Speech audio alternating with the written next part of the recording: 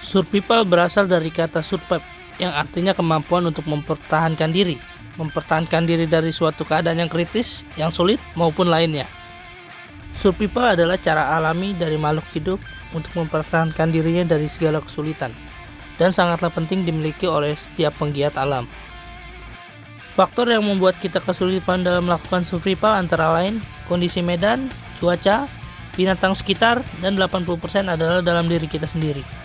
Banyak sekali definisi survival yang kita ketahui, namun yang paling umum adalah definisi survival berdasarkan materi kecinta alaman. Di antaranya adalah sadari sungguh-sungguh situasimu, untung malang tergantung ketenanganmu, rasa takut atau panik harus segera dikuasai, vakum atau kekosongan harus segera diisi, ingatlah di mana dirimu berada, niveau hidup hargai dia, adat istiadat setempat harus patut ditiru, latihlah dirimu dan belajarlah selalu. Jika Anda tersesat di dalam hutan maupun mengalami musibah, ingatlah definisi survival tersebut agar Anda bisa keluar dari kesulitan yang sedang terjadi. Sikap yang harus kita tekankan bila kita berada dalam keadaan survival adalah tetap tenang, jangan panik. Karena jika kita panik, kita tidak akan berpikir secara logis. Jika kita menjadi seorang survivor atau seseorang yang sedang mencoba bertahan hidup, yang harus kita miliki adalah semangat untuk tetap hidup, rasa percaya diri, dan pengetahuan.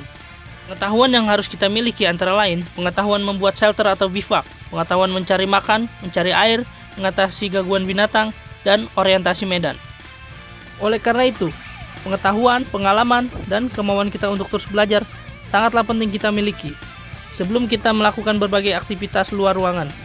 5 prioritas utama yang harus kita ingat dalam keadaan survival adalah pertama, udara. Tanpa udara, makhluk hidup hanya bisa bertahan beberapa menit saja.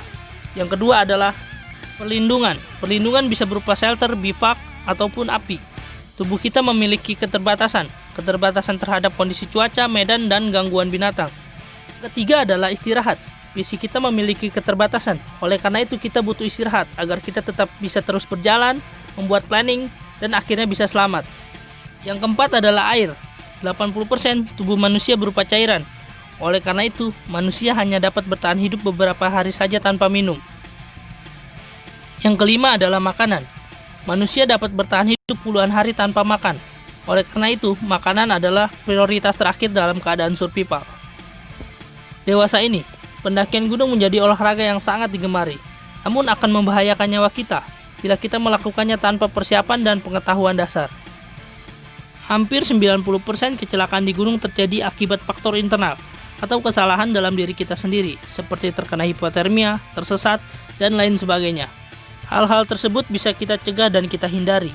Ingatlah selalu definisi survival. Sadari sungguh-sungguh situasimu, latihlah dirimu dan belajarlah selalu.